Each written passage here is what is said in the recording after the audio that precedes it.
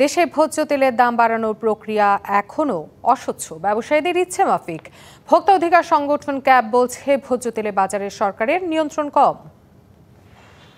সোমবার সচিবালয়ে বাণিজ্য মন্ত্রণালয়ের সচিব মাহবুবুর রহমানের সভাপতিত্বে ভোজ্য তেল ব্যবসায়ীদের সঙ্গে বৈঠক হয়, যেখানে ভোজ্য তেলের দাম বৃদ্ধির প্রস্তাব করেন ব্যবসায়ীরা।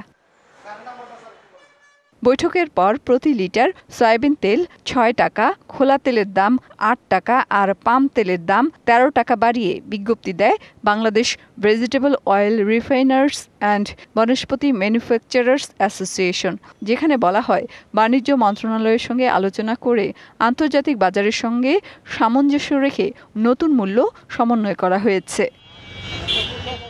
তবে বাণিজ্য উপদেষ্টা মঙ্গলবার জানান, নতুন করে তেলের দাম বাড়ায়নি সরকার।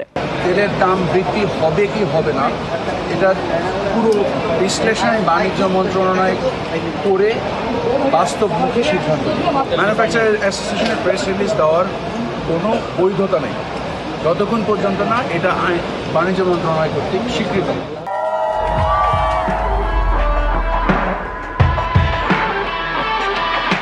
বাজার ঘুরে দেখা গেছে অনেক জায়গায় আগের দামে তেল বিক্রি হলেও কোথাও কোথাও রাখা হচ্ছে বাড়তি দাম। ধরেন 20 কার্টন নিতাম, এখন আপনি 15 কার্টন 12 কার্টন এরকম পাই, মানে আগের থেকে একটু সার্ভিস কম দিতেছে। মাল দেওয়ার সময় বলতেছে দাম একটু বাড়বে, সামনে লিটারে 8 টাকা করে বাড়বে আর কি।